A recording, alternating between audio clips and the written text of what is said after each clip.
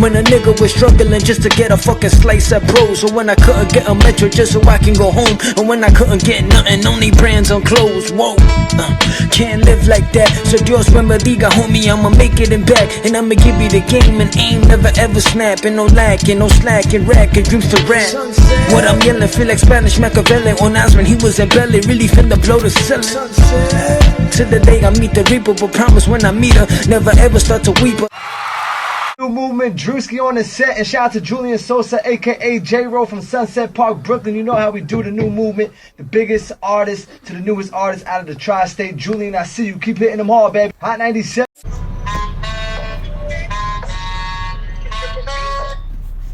Yo, what's up, everybody? Welcome back. This is Breeze Shooters. Today I'm by myself. My co-host is he's taking care of business elsewhere.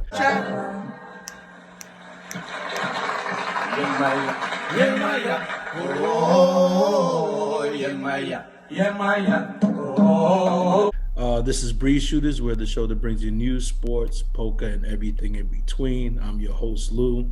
And today we have a really special guest that I'm excited to bring on.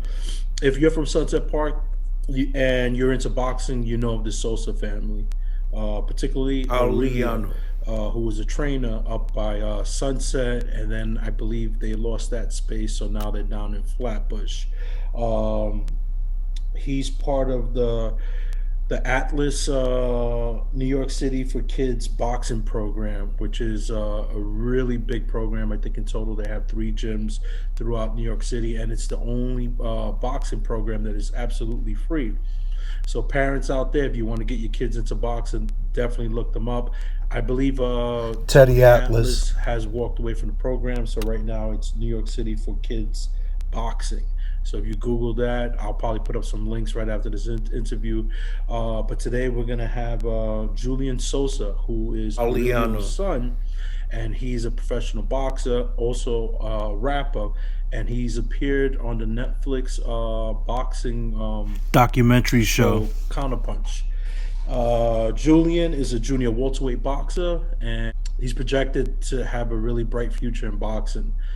Because of the training he's put in, the work he's put in, and on top of that, he's also an aspiring rapper. He has countless videos out on YouTube that you can research and find him on. Again, he goes by J-Ro. He's an aspiring rapper with a lot of music that he's put out so far. For the movie Counterpunch on Netflix, which is, I recommend, it's a really good movie that just talks about it follows the path of several boxers and the struggles that are involved in becoming a boxer, because it's such a competitive sport. You really have to be dedicated, and the amount of time that goes into being an elite boxer it's more than a full-time job. So the documentary follows these boxers, and of course, with all that dedication, it's tough to sustain living, paying for rent, paying for food. So you see the struggles of all this. Good jobs. See all my fighters that I have. Got them since they're 9, 8 years old. Now they're 19, 20 years old. Top amateurs, top pros. So that's what we're working on. I mean, I feel like he helped me outside the ring more than he helped me inside the ring, to be honest with you. And you can highlight that statement. Just with clothing me, feeding me, sheltering me, to it all since a young kid. Christmas, I never had no bad Christmas because Sosa never had a bad birthday. Always had a gift. His family took care of me, always had a meal. Any day I went to eat, I can go over to his house. I seen a different life. You know, because of Sosa, even going out to restaurants, certain restaurants and stuff, I never seen that as a kid. I never knew what a restaurant was. I never knew tipping somebody was growing up as a kid. When I came to the gym, he showed me, another side of life. I knew the Chinese store at McDonald's and my mother's cooking, so now I know good food, good restaurants from bad restaurants. So I mean, he helped me out a lot growing up as a kid. Turned pro. A couple of them went on to win Golden Gloves. It's a really good documentary. It's really well done. And going back to my initial point, Julian's song is featured in the documentary, which he'll talk about as well once he joins us. And we look forward to that interview. And with that being said, let's bring Julian in. Oh, what's up, bro? What's going on, Julian? How you doing, brother? Doing good. Can't complain, man. Hey, Julian, Julian, can you just turn your camera to the side? Because right now, Well, you can repeat that? can you just turn your camera to the side? Because right now it's there. You go. One more time, Julian, so we could get. Got you. Yeah, cool, perfect. Got you. You're good. You're good. Yeah. You're good. So what's going on, brother? Hey. How you doing, man? Doing good, staying busy, man. You know, can't complain. Especially during the times we in now. I just, thank God I'm healthy out of everything. You know. Yeah, man. Listen, I look at you and I think of my brother, man, Jimmy Sosa, man, your uncle. I love that guy to death, man. He's a sweetheart. Yeah, exactly, man. Shout out to him. Shout out to Jimmy Sosa. He's playing all the time, you know. Yeah. So Jimmy, I mean, Jimmy, sorry, Julian, you got a lot to talk about. So first, let's start with the boxing. Let's start at the beginning. How did it all get started? Yeah. Well, it started when I was 6. Okay. I remember. I remember being like I was 6 years old. My father, he would always be gone from the house, like during certain times. I noticed it would be every day. And at the time, I mean, I didn't know he was training people at the time. So I remember one day out of curiosity, I asked him, I was like, like, where you going? Before he left to the gym. And he's like, you want to see where I'm going? I'm like, yeah. So he's like, come on. That's when he took me to the gym. It was a gym that was located in Sunset Park. I believe it was like 43rd and by the pool, I believe 43rd and 8th Avenue or something like that.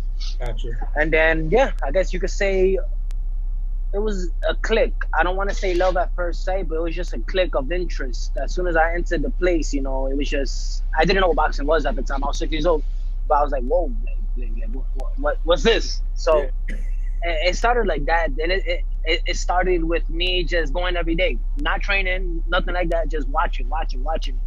And then I remember I asked him, can you teach me? What's this? Like, I didn't really know what it was. And then, I became a fast learner, I guess you could say. And then the rest was history. At 8 years old, I had my first fight.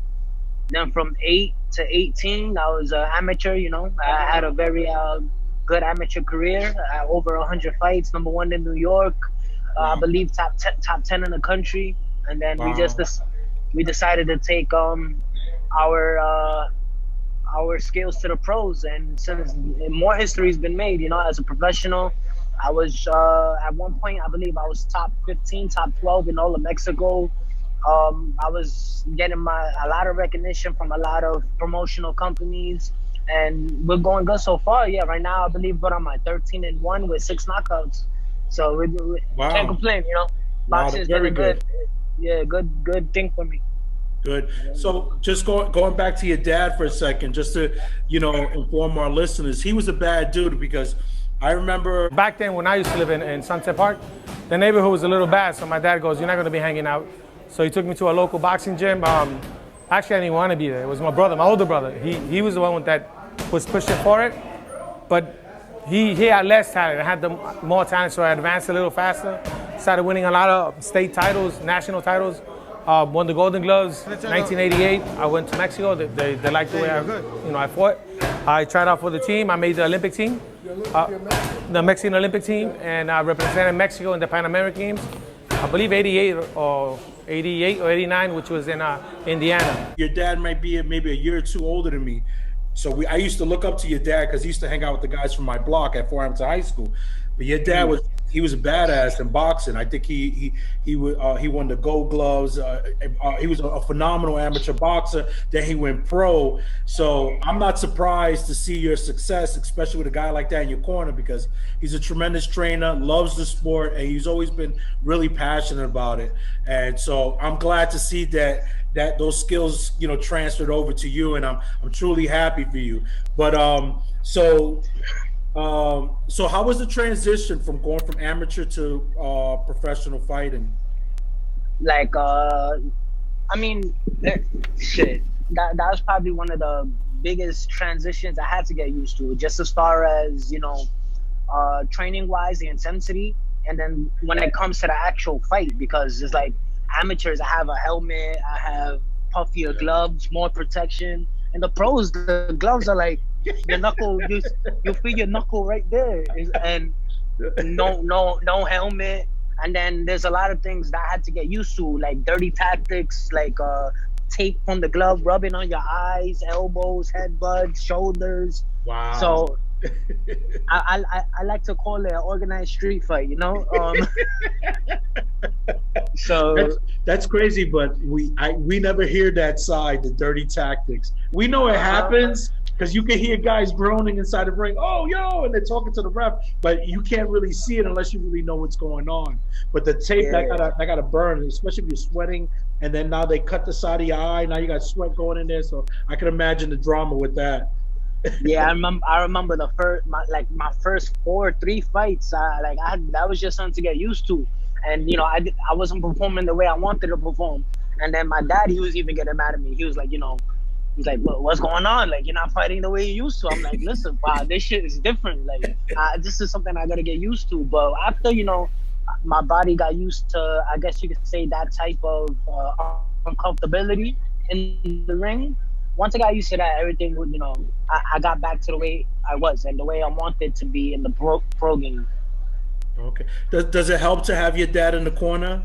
Throughout, when I've watched boxing, legendary boxers, they always had their fathers were in their corner. Does that kind of soothe you? Does it make you feel, calm you down a little bit, knowing that he's there, he got your back? Yeah, I'm not gonna lie, it does have an effect. Like that's like, you could say my battery, my father. That's like he calms me down, but at the same time, he knows just what to say. He knows the right buttons to push for me to unleash the animal, like when I need to. Just and more reasons that he was just there my whole career.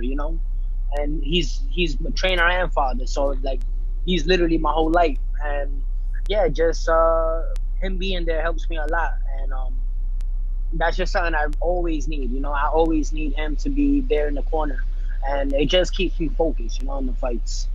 Absolutely. And let me tell you, man, that's as a fan, that's always cool when you see that bond with boxer and father and just working together, because he's gonna give it to you honest. Sometimes you get somebody else, they're gonna bullshit you, but your dad is gonna tell you, oh, you're really fucking up, you need to turn it up, or they're gonna be straight with you. And it's nice seeing that bond between father and son. Are you still with New Legend Boxing Management?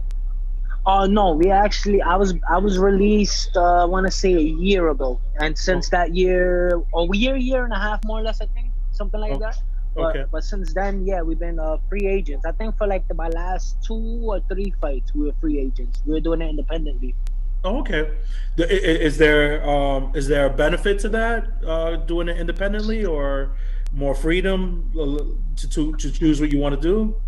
Yeah, I guess you could say more freedom as far as where we fight, who we get to pick to fight, and that's mainly really it, because everything else, was really on us as far as ticket sales. We were the ones really doing the ticket sales. We were the ones doing the promotions, like as far as Instagram, stuff like that. And that's how we had our core fan base, was on Instagram. So like, thank God we had that. So when we were released, it didn't really affect us because we had the Instagram core following, and I'm Mexican, so my family's like 1,000 people. So that helped out a lot.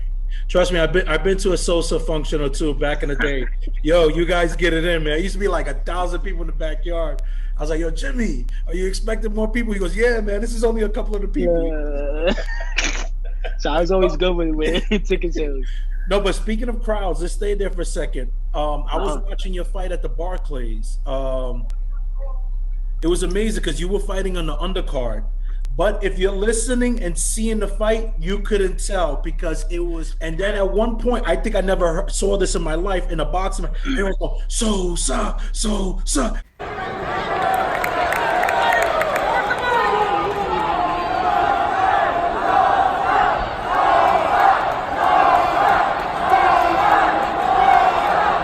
dude, I had chills going up my back. I could imagine what you were going through. Tell me what that feeling was like, fighting at the Barclays, having ex-champion Lennox Lewis with Kenny Alberts there calling your fight, and the crowd is just going Sosa. And this is an undercard. I said, yo, they didn't even get to the main event yet, and this kid is rocking out. It was that was an amazing experience, I can imagine. Yeah, I shout out Barclays Center, shout out all the people that work over there. They always show me love. They always, treat me as if, I'm like a big time fighter, like you said, but Yeah. I'm still an up and comer. But Barclays, I am blessed that I was able to fight in that venue 8 times. Not a lot of people could say that. And I remember that night you were talking about. It was a lot of emotions, you could say, but I can imagine. that's why I feel like I am good at my job. I am good at what I do because I'm able to control those emotions. And I understand I have 500 plus always when I fight, but my thing is I can't let that distract me. I got someone in front of me trying to take my head off. So the moment I let go, something's gonna happen. But obviously it's memories I would never forget at all. Like, I can still imagine. I see it in my head now. But it's just very something. I guess you can't describe it. You have to actually be there. And like you said, like it's like chills because you were just like seeing it from the outside, but Yeah. being on the inside is something I can't describe. It's like it's just something that I'll always remember. Put it like that. For me, when I'm watching it, I'm like, yo, this kid's from Sunset Park. It brought a smile to my face. I say, yo, and everybody's just chanting. I say, yo, it was a really special moment. I'm glad they captured that on video because that's something you can always go back, share with your kids and stuff. But so how does it feel? I was gonna say, so my understanding was that you were in school full time and you were boxing. Mm-hmm. I grew up in Sunset Park. We used to play basketball in the gym over there. One side was the basketball court, the other side was the boxing ring. And those boxers, it was a full-time job. They would get there 3 o'clock to 10 o'clock at night every day. And some of those guys had 9 to 5. So I can't imagine as a student how you managed to train, be a professional fighter, and go to school full-time. How was that experience? How do you manage that? Yeah, I ain't gonna lie. Those years were probably like one of the, I guess you could say, most mentally stressing years that I had to, overcome. But that's why I think boxing as well, because boxing, believe it or not, like besides the actual combat in the sport, it taught me a lot of discipline, time management. I learned how to get things done, and just I guess you could say the dedication. That's not the exact word I want to use, but just that dedication to accomplish something. And I knew, I always knew that boxing is not forever. This is a temporary thing. Anything can happen to me at any given moment, and my career could be over. So that's why I always wanted I had a plan B to fall back on. So that's why I decided to go to college, and those years were hard for me. Just if I'm not training, I'm studying. If I'm not training, I'm in class. If I'm not training, I'm in the library. Take like stuff. It's like it was just a lot of stuff. But I one thing my father always told me, and they always stuck with me. Like regardless, like of boxing, school, just in life in general. He always tells me like relax now. I'm sorry, suffer now, relax later for everything. As I was a kid, I'm like, what the hell are these guys talking about as a kid? But always, suffer now, relax later. Suffer now, relax later. And then it wasn't until, I guess you could say, honestly, till I got to the age I'm at now to realize that, he's right. And everything I've done in life, I followed that protocol, that little saying he had. And I'm so thankful that, he gave me something to, like really follow and something to really go for. Like with that saying, like I applied it to everything in life, and I can't, I'm very happy at where I'm at, and everything I have accomplished was because of that. I suffered now, and I get my little relaxing moments, but when it's time to get back to work, I already know, suffer now, relax later. Yeah, listen, man. I love to hear you talk the way you're talking because it really seems like you have a vision of where you want to take this and what you want to do, which is really nice to hear because you always hear the other side, guys living in the moment and not really looking ahead. With that being said, when I was researching you, they have gone as far to compare you to Canelo. How does that feel, man? That got to feel special because that guy right now he's on top of the world, and so how does that feel? Yes, shit. I remember the first time I heard that. First time I ever heard that was when Mayweather Promotions they tweeted that. They tweeted a quote and they were saying, "Yeah, I call him the next Canelo." Wow, So then after that, everybody Canelo the East, Canelo the East. I was like, you know, a it, lot of pressure. it felt good. I'm not gonna lie, it felt good. But Yeah. yeah, I'm whatever. I like being honest, and I feel like I'm nowhere near that. But just for people to see that and start comparing me to that I have the potential to be a Canelo, Mhm. that was all I needed. Like what? Like you don't say anything else. It's like comparing freaking a beginning rapper to Jay-Z, or comparing a beginning basketball player to LeBron. It's like you're comparing me Yeah. to Canelo. I was like, that's all I need. I had so much more dedication after that. I wanted to perfect my craft even more. I'm like, watch, like I gotta live up to the hype. I even heard that Floyd Mayweather saw you warming up, and he was kind of a little impressed. He was like, "Yo, this kid got some game."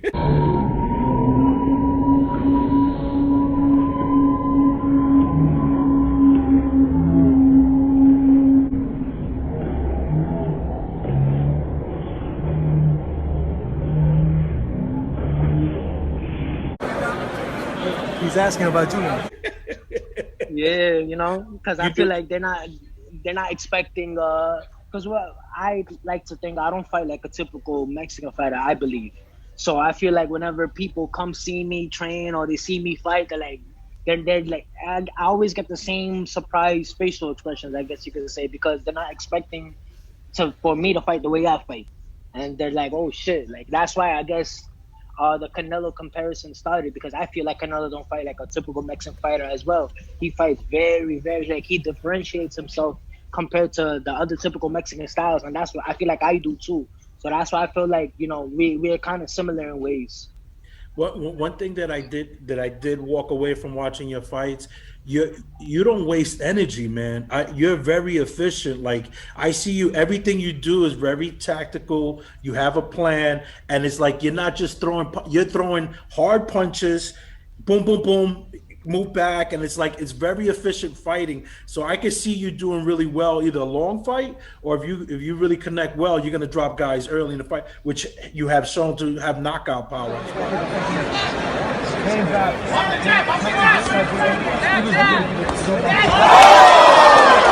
But yeah, very efficient boxing. So let's leave the boxing to the side. Let's talk about your rap career, which I got to Let's get tell you, it. man, I was impressed. I was really impressed. Thank you, thank you. I'm talking to your uncle, and I'm like, I say, yo, I want to get your nephew on. He goes, yeah, yeah, yeah. So he says, watch the documentary on Netflix, Counterpunch. I said, all right, cool. I'm watching it. Then at the end, I see you walk into the gym, you're rapping, everybody stopping. I'm like, holy shit. I called him Jimmy back. I said, he raps too. He goes, yo, he's nice. He can rap. And then I started looking at your videos, man. Yo, listen, you're really talented, brother. So, Thank you. I appreciate that. Thank how do you. you get started, man? Well, where do you find time, first of all? Because your time is all consumed, man. Yeah, I don't know. I don't even know. Like when I look back, I don't even know how I did it. Because even like when I was in school, I was doing school. I was writing songs. I was training. I had little 9 to 5s here and there. Like I literally I had no time for nothing at all. But it's just how bad do you want it? That's how I look at it. Like you really want all of this? You really want all these routes? You really want plan A, B, C, and D? Well, it don't come easy. If it were to come easy, everybody would praise on how they able to manage all of this. So I always just had that mindset, like I know the potential I could be in, and I know if I work hard, like I don't have to settle for what people quote unquote call like a regular life. I know I have the potential to do big things, and as if it comes or not, regardless if it comes or not, I'm just always gonna keep working towards it, and I'm gonna work my ass off until something does end up happening. But yeah, music. You could say it started when I started writing when I was 13. I hid it from my parents, cause I can Mexican imagine. parents.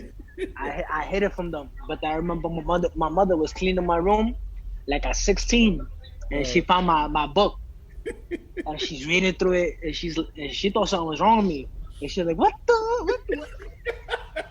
You This is talking some not my crazy son. shit? What are you talking about? She thought I got the devil in me or something like that. Oh But man. yeah, I remember since then my father told me, listen, hide the book, don't let your mother see it, do what you whatever, have fun.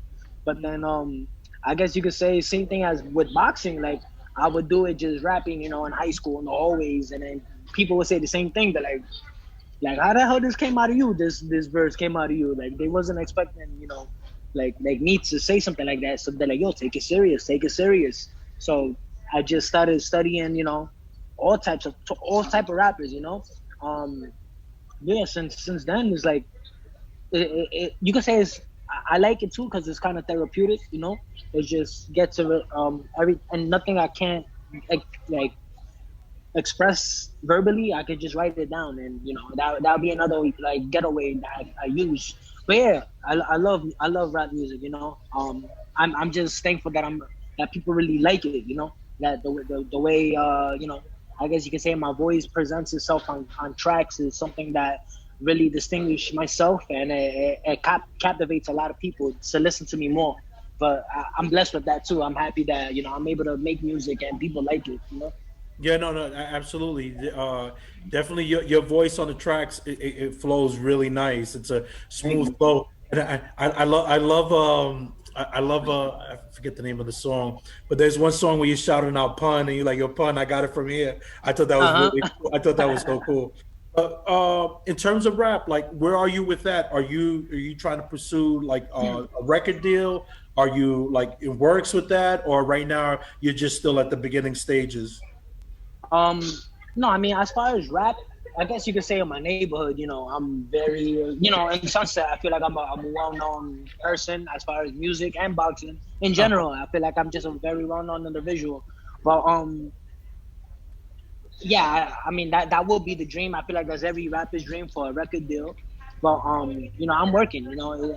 I don't want to say I have it a little bit harder, but I feel like I do have it a little bit harder because I feel like rap is majority of black type of genre, and I'm a Mexican kid. Like It's true. no Yeah. one's really, I feel like no one really, when was the last Mexican artist you heard of besides 6ix9ine? I They, feel they, like it's they- it's hard, yeah, they you want know. you to come with a reggaeton album. Yeah, it's hard, and it would be easier like if I mind making that, but not like I like the lane I'm in. I like making like straight rap. Like I rap. Like I know my lane, and that's why I like to stay in it. Like I'm a rapper, so I feel like that's a little bit extra harder. Just trying to captivate more than just my neighborhood. Trying to spread out the fan base. I feel like Absolutely. slowly I am gonna get to it.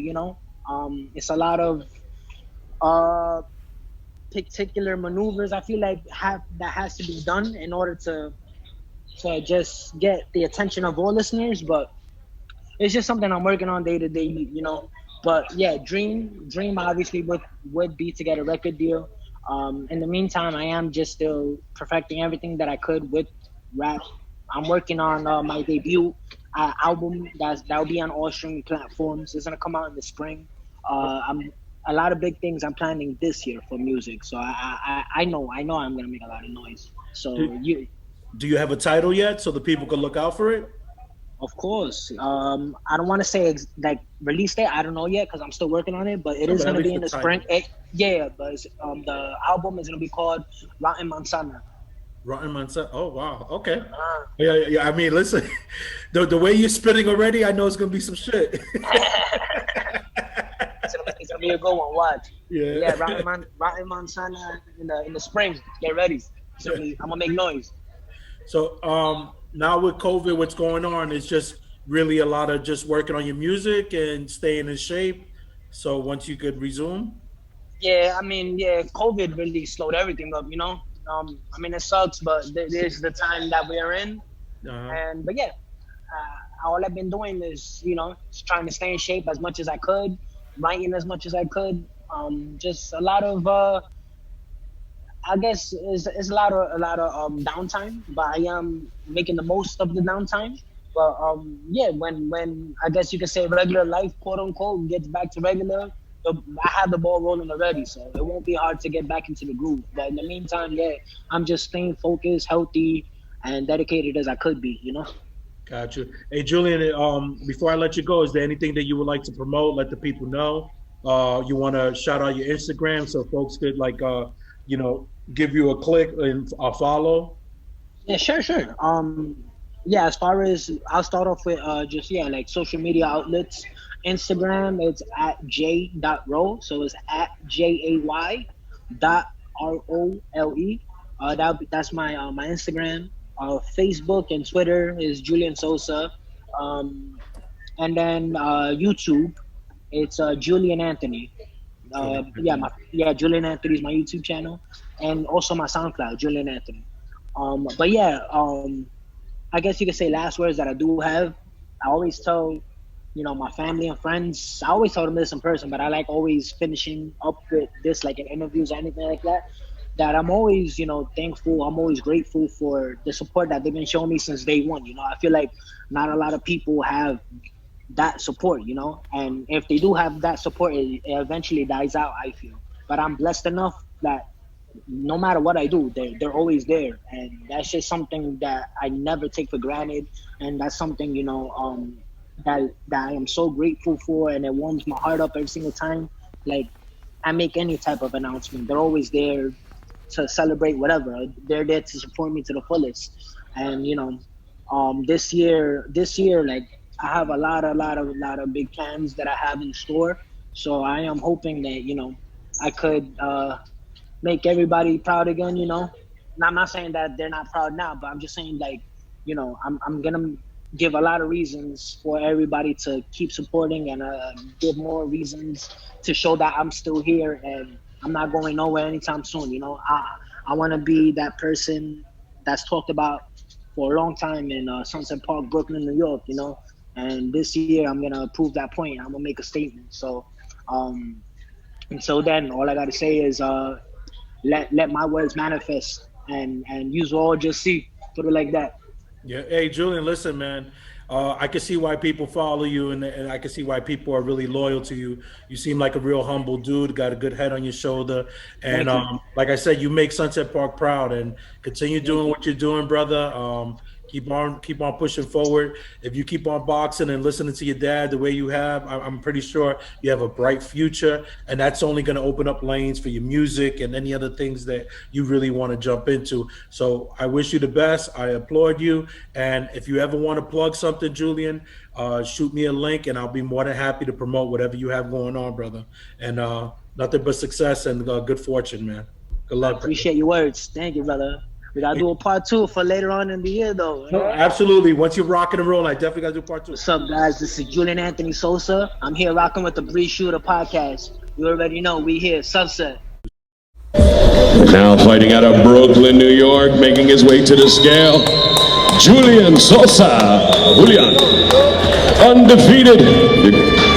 11 wins, no losses, 1 draw, 4 by knockout. By way of Mexico.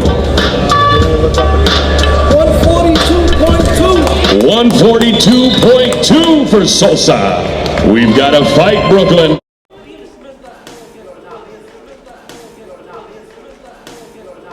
Ready to kill?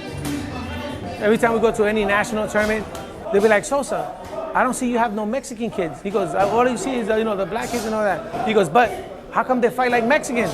He goes, all they do is body shots. I say, well, I train them. That's how, Promise to my people, cause there's no sequel in this evil lethal world. Pang one shot finito, but I swear I'ma live it right. Pick a mic and then I might slaughter the beat, cause I'm just reaching. A point of my life, a point to me to the real. And I'm dealing with dealers, not dealing, working, it's ill. Still I manage to cooperate, because there is a lot at stake. Hear the hissing, you hear the snakes, feel the plastic, you see the fakes. I paid attention when tension was getting hot. Still managed to put a rubber while boning all these thoughts.